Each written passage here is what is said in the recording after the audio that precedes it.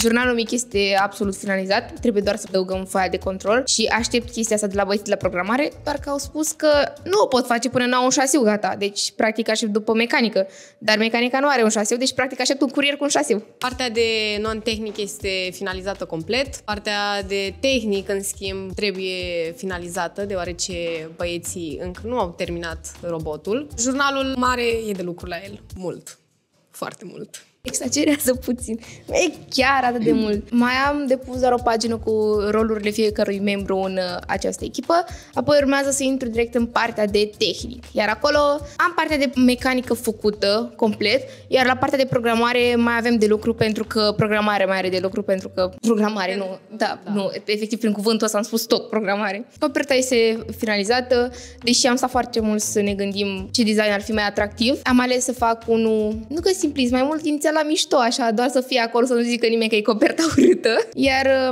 apoi s-a părut drăguț, robotul era șucat rău pe coperta aia, așa că a rămas acolo.